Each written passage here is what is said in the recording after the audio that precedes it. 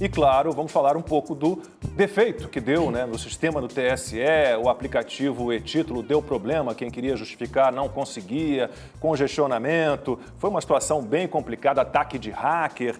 E aí eu estava relendo uma belíssima matéria da revista Oeste, mais uma, né, que fez uma análise sobre a justiça eleitoral brasileira. Então, só para terem uma ideia, a justiça eleitoral brasileira tem o seguinte orçamento: 766 milhões de reais por mês, 25 milhões por dia, 1 milhão por hora, 175 mil por minuto. Isso dá R$290 por segundo. Flávio Morgenstern com a gente aqui. Para isso acontecer, Flávio? A gente precisa lembrar que a justiça eleitoral ela serve unicamente para cuidar das eleições. Na hora que a eleição acontece uma desgraça como essa. Até em ano que não tem eleição, o gasto é nesse nível. O gasto continua lá. Então, na verdade, o que a gente pode averiguar com toda facilidade é que talvez o maior perdedor dessas eleições foi o TSE. O TSE, ele não conseguiu mostrar uma credibilidade de fato para a população. Ele alimenta de fato dúvidas, porque nós não conseguimos entender como é que um sistema consegue ter ataque hacker e, sobretudo, a desculpa utilizada que me chamou bastante atenção, né? Não foi um erro na apuração, foi um erro na divulgação. É mais ou menos como você lavar a louça da macarronada do domingo e a sua mãe perguntar: já terminou de lavar a louça? 5 horas depois você fala: sim, mas por que você demorou tanto? Não, eu já tinha lavado, eu só demorei para conseguir falar. Você não consegue dizer o número está aqui, você não consegue transmitir o número da pessoa A para a pessoa B. A gente tinha até essas eleições os TREs, né, fazendo a totalização e enviando esses dados para o TSE. De repente centralizaram tudo no TSE e pum, deu chabu. Então a gente só consegue perceber, na verdade, né? Um computador, você pega um computador mais lento do mercado, ele faria esse cálculo em 5 minutos. O TSE não conseguiu com este orçamento. É que são operações de matemática simples, né? Somar, dividir o quociente eleitoral, é coisa simples. Tem alguns aspectos, eu acho que enfim, chamam a atenção em todo esse processo. Primeiro, como o Lacombe bem lembrou, a justiça eleitoral é uma jabuticaba brasileira. Ela não existe em vários países do mundo porque simplesmente não é necessária, né? Da forma como é estruturada, com todo esse orçamento, ela não é necessária. E foram gastos, né? Foi gasto 1 bilhão e 200 milhões de reais nesse processo eleitoral. Para quê? Para não funcionar. Para além dessa demora, foi a mais vagarosa apuração desde que a urna eletrônica foi instituída em troca das cédulas.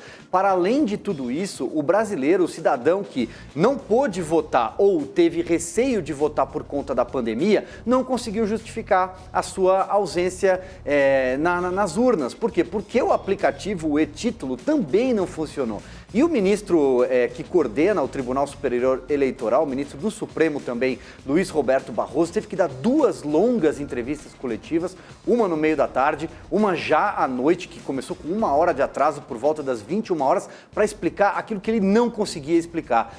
Primeiro, por que o supercomputador que centralizou dados falhou e falhou da forma como falhou? Foram 2 anos de preparo para não funcionar. Depois o ministro Barroso teve que explicar ataque hacker ocorrido não só no dia da eleição, nesse domingo, como, segundo ele, em anos anteriores. Enfim, o grande perdedor dessas eleições é o Tribunal Superior Eleitoral. Foi um vexame histórico para o país, Lacombe. Eu acho que é importante a gente fazer uma diferença, traçar uma diferença entre o que foi uma grande falha no sistema de votação em termos de demora na apuração e o aplicativo que não funcionou para quem queria justificar e o site que caiu para quem queria ver o local de votação. Acho que a gente tem que cobrar mesmo, o Silvio tem toda a razão, afinal de contas é o dinheiro do contribuinte, é uma justiça eleitoral, é uma jabuticaba brasileira e custa caro. Mas isso é completamente diferente de embarcar em teorias conspiratórias que questionam, por exemplo... Não.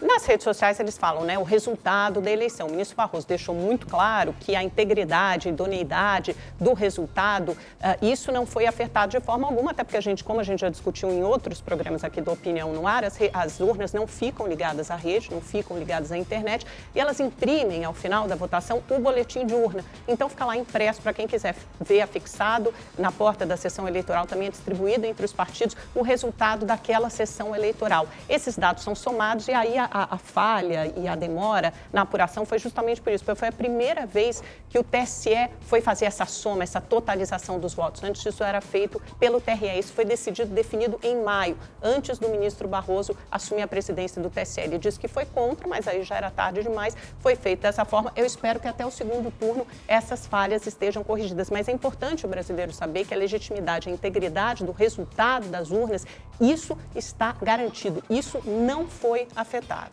A gente já fez um programa sobre isso, a Amanda tem toda a razão, 2 especialistas falaram que não é ligada a periférico, não há transmissão de dados, não está ligada a uma rede de internet, uma rede Wi-Fi, uma rede a cabo, não está. Agora, esse ataque hacker ao banco de dados do TSE, aí eu já não sei, não sou um especialista, vamos pular essa parte que a gente de repente volta. Mas a quem interessa esse ataque hacker? Acho que até é uma pergunta que a gente tem que colocar. Interessado em colocar voto ali. Ataques vieram do Brasil, Nova Zelândia e Estados Unidos.